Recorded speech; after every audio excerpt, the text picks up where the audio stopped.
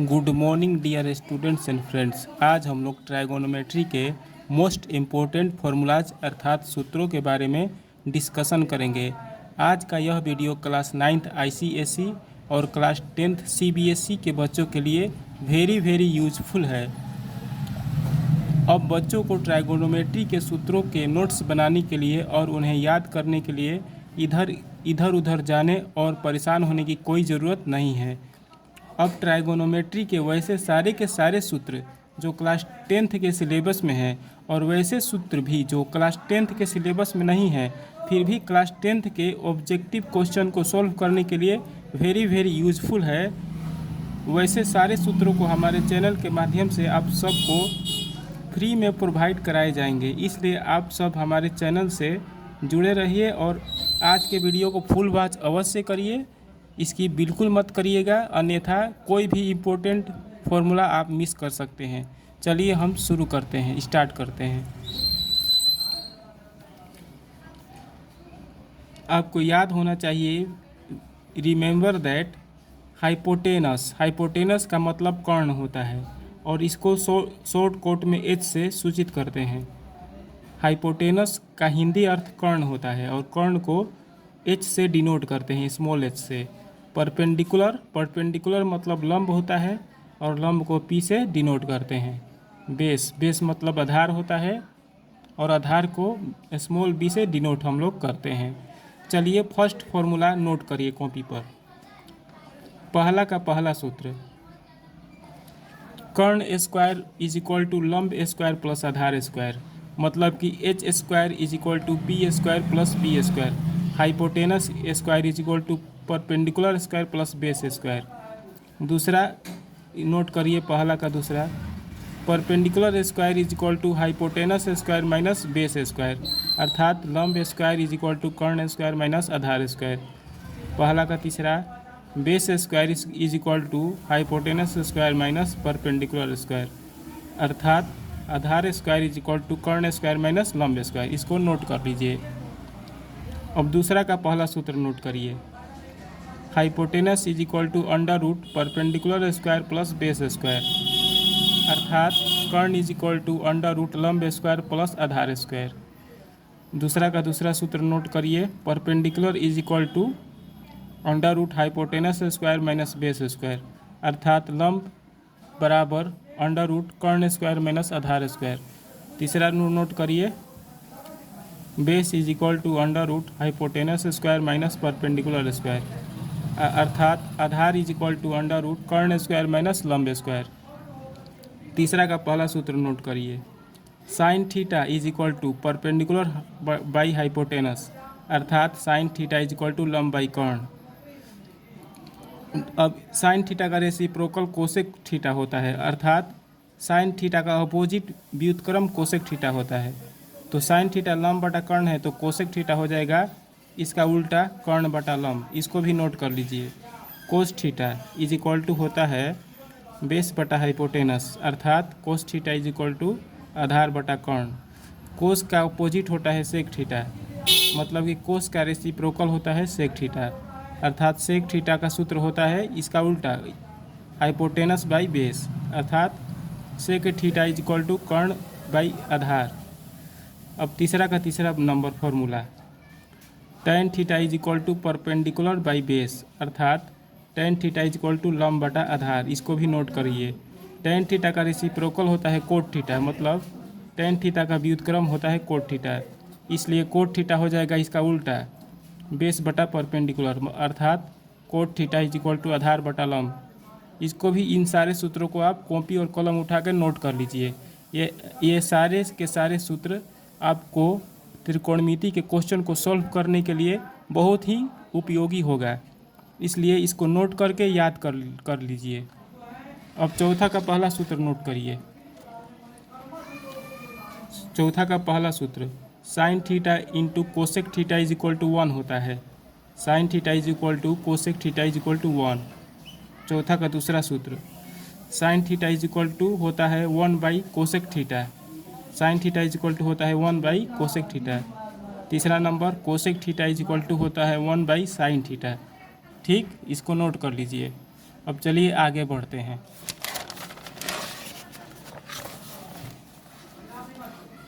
मैंने बहुत important formulas लिखवाए हैं जो कि क्लास 10th के क्वेश्चन को सॉल्व करने के लिए बहुत उपयोगी होंगे। इसलिए किसी भी फार्मूला को हल्के में मत लीजिएगा, सारे फार्मूलाज को ज़रूर उतार कर याद कर लीजिएगा। अब पांचवा का पहला सूत्र cos theta into sec theta is equal to 1 होता है। पांचवा का दूसरा cos theta is equal to होता है 1 बाई सेक थीटा। पांचवा का तीसरा sec theta is equal to होता है 1 बाई कोस थीटा। छवा का पहला tan theta is equal to होता है tan A is equal to होता है sin ए बाई कोस ए, या इसको थीटा के ए के स्थान पर हम लोग थीटा भी लिख सकते हैं। ए के स्थान पर कोई भी चीज़ लिख सकते हैं, कोई भी अक्षर लिख सकते हैं, जैसे tan ए भी लिख सकते हैं, बी भी, सी डी कुछ भी लिख सकते हैं। तो जो यहाँ लिखेंगे वो यहाँ लिखेंगे, यहाँ पर बी लिखेंगे तो यहाँ पर बी लिखेंगे। tan theta is equal to होता है sin theta by cos theta. दूसरा number cot A is equal to होता है कोस ए बाई साइन ए, या ए के स्थान पर अगर थीटा कर दीजिएगा तो cot theta is equal to हो जाएगा cos theta by sine theta. सारे सूत्रों को नोट कर लीजिए।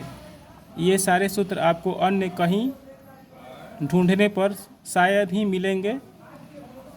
मैंने बहुत सारे वैसे सूत्र भी लिखवाए हैं जो कि क्लास 10th में डायरेक्ट नहीं दिए गए हैं, फिर भी क्लास 10th के क्वेश्चन को सॉल्व करने के लिए बहुत ही कारगर हैं, उपयोगी हैं, इसीलिए नोट कर लीजिए। सातवां का पहला tan theta into cot theta is equal to होता है 1।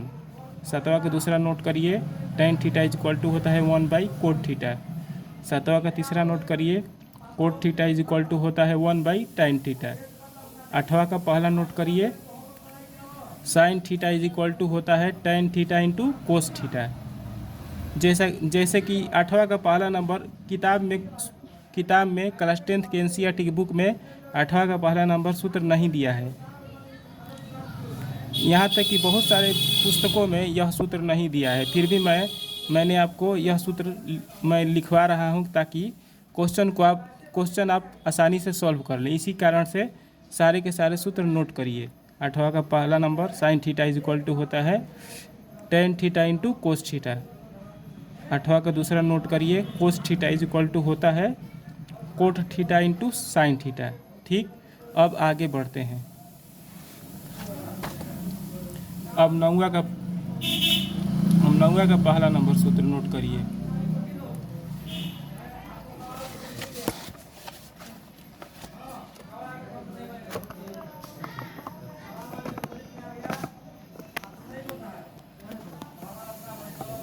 नौवां का पहला नंबर सूत्र नोट करिए।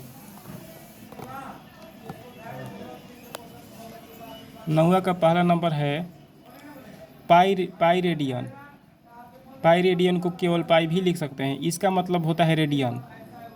ऊपर छोटा सा सी लिखा गया है, इसका मतलब होता है रेडियन। पाई रेडियन को पाई भी केवल लिख सकते हैं। पाई रेडियन बराबर होता है 180 degree. Pi radian is equal to होता है 180 डिग्री।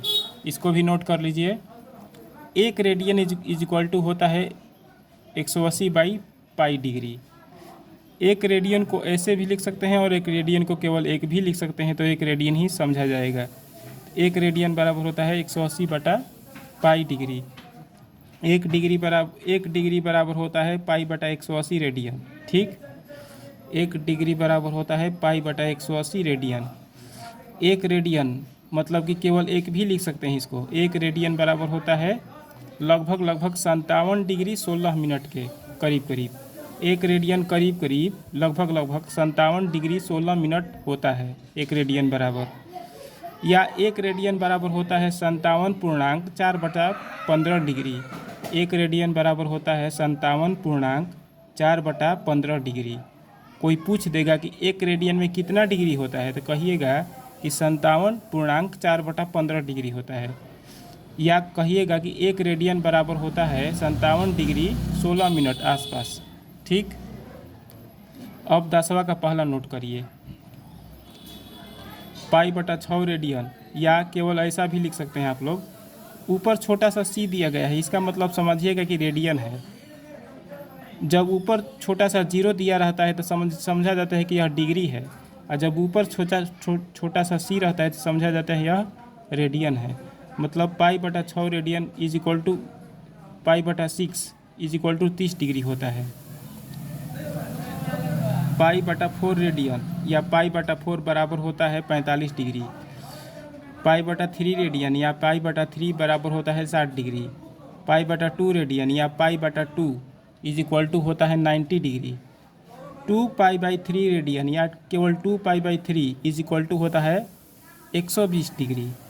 अगर कोई पूछ देगा कि इसको डिग्री में कैसे चेंज किया जाता है, मतलब कि यदि कोई कोण रेडियन माप में दिया हो और उसको डिग्री में हमें चेंज करना हो तो कैसे चेंज करेंगे, इसका प्रोसेस मैं यहाँ पर समझा रहा हूँ। मान लीजिए कोई पूछ देगा कि पाई/6 को डिग्री में बदलो तो कैसे बदलिएगा, तो पाई/6 लिखिएगा और डिग्री में बदलने के लिए कोई पूछेगा तो क्या किससे गुणा करिएगा, 180/पाई से गुणा करिएगा तो वह डिग्री में चेंज हो जाएगा। पाई/6 को डिग्री में चेंज करने के लिए क्या करिएगा, 180/पाई से गुणा करिएगा। पाई कट जाएगा और 6 से 180 कट जाएगा 30 बार में, मतलब पाई/6 रेडियन इज इक्वल टू हो जाएगा 30 डिग्री। मतलब पाई/6 रेडियन 30 डिग्री के बराबर होगा। उसी तरह से कोई पूछ देगा कि पाई/2 को डिग्री में कैसे बदलोगे, तो ऐसे बदलिएगा, पाई/2 रेडियन, पाई/2 इंटू डिग्री में चेंज करने के लिए 180/पाई से गुणा करिएगा। पाई कट जाएगा, 180 2 से कट जाएगा 90 बार में, मतलब कि पाई/2 इज इक्वल टू होता है 90 डिग्री। ठीक, ऐसे चेंज कर दीजिएगा। इसका प्रोसेस मैंने आपको समझा दिया है।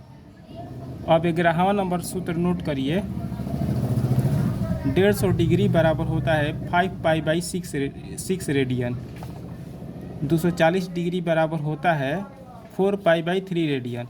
अगर कोई पूछ देगा कि 150 डिग्री को रेडियन में कैसे चेंज किया जाता है, तो प्रोसेस समझिए। 150 डिग्री बराबर 150 रेडियन में चेंज करना है, तो इसमें हम लोग 180/पाई से गुणा किए थे, लेकिन इसमें हम लोग पाई/180 से गुणा करेंगे, इसका उल्टा, क्योंकि रेडियन में हमको बदलना है। 0 से 0 कैंसिल हो जाएगा, 3 से कट जाएगा 15, 3 5 15 5 बार में, और 3 से 6 बार में कट जाएगा, मतलब 5 पाई/6 आ जाएगा, अर्थात 150 डिग्री हो जाएगा 5/6 रेडियन के। ठीक, इसी तरह से आप लोग 240 डिग्री को निकाल लीजिएगा। जैसे 240 डिग्री बराबर, इसको रेडियन में बदलना है, तो 240 इंटू पाई/6, पाई/180, 0 से 0 कैंसिल, 6 से 4 बार में 24 कट जाएगा, 6 से 3 बार में 18, मतलब कि 4 पाई/3 आ गया कि नहीं। इसी तरह से सारे डिग्री माप को रेडियन में चेंज कर सकते हैं। आज हम लोग इतना ही फॉर्मूला रहने दे रहे हैं। आज की वीडियो में इतना ही। यदि आज का वीडियो आपको पसंद आया हो, आपको अच्छा लगा हो, तो इसे लाइक और शेयर ज़रूर करिएगा। और यदि आप क्लास 10th के बच्चे हैं, क्लास 10th के स्टूडेंट हैं, तो अभी के अभी हमारे चैनल को कृपया सब्सक्राइब कर लें, क्योंकि वैसे सारे के सारे मटेरियल्स जो क्लास 10th में अच्छे से अच्छे नंबर लाने के लिए उपयोगी होंगे, उससे कहीं अधिक मटेरियल्स हमारे चैनल के माध्यम से आप सबको फ्री में प्रोवाइड कराए जाएंगे। अतः अभी के अभी आप लोग हमारे चैनल को सब्सक्राइब कर लें। यदि कोई सुझाव हो या क्लास 10th से रिलेटेड कोई क्वेश्चन पूछना हो या किसी कंसेप्ट के बारे में समझना हो, तो कृपया कमेंट सेक्शन में ज़रूर लिखिएगा। आपके कमेंट को देखते हुए हम नए वीडियो हमेशा बनाते रहेंगे। धन्यवाद।